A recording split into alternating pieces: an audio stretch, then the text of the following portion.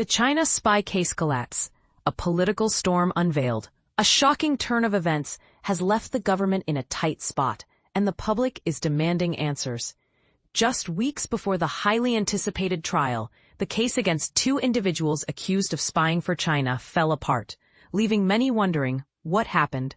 The story begins with Christopher Cash and Christopher Berry, who found themselves at the center of this storm.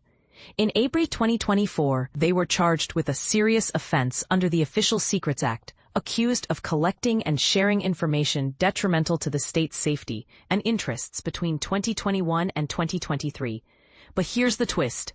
They have always professed their innocence. And then, the case took an unexpected turn. In September, the prosecution abruptly dropped the charges, triggering a political firestorm. The Crown Prosecution Service, CPS, claimed that the government failed to provide evidence that China posed a national security threat during the alleged period. But wait, there's more to it. The Director of Public Prosecutions, Parkinson, revealed that the CPS had been trying for months to secure this evidence from the government. However, witness statements fell short of the required standard for prosecution. This is where it gets controversial. A legal precedent set earlier this year required China to be labeled a threat to national security at the time of the alleged spying. But legal minds are divided. Some experts argue that the CPS might not have needed this specific evidence to proceed with the trial. So, was the case truly unsalvageable? The political fallout was swift and fierce. Downing Street quickly distanced itself from the decision to drop charges, emphasizing that it was solely the CPS's call.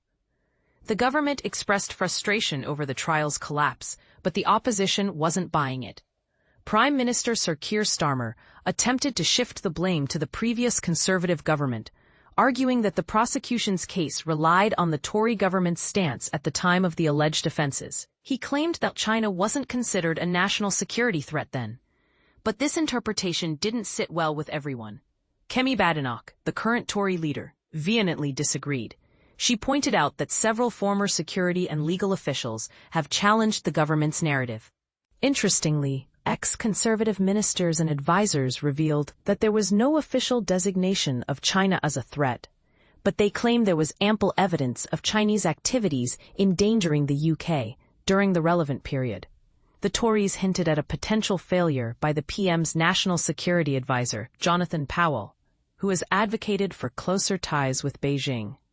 They suggested he might not have provided the CPS with the necessary evidence.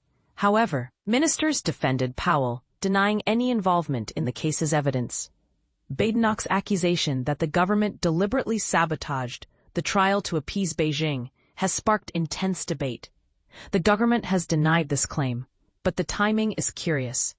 Labour has been pursuing stronger trade relations with China since the last election, with top officials visiting the country. While the government maintains its approach is in the UK's best interests, Badenoch's critique suggests a potential weakness in standing up to China on critical security matters.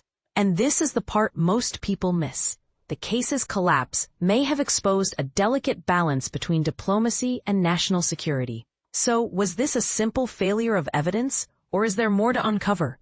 The controversy rages on, leaving the public with burning questions.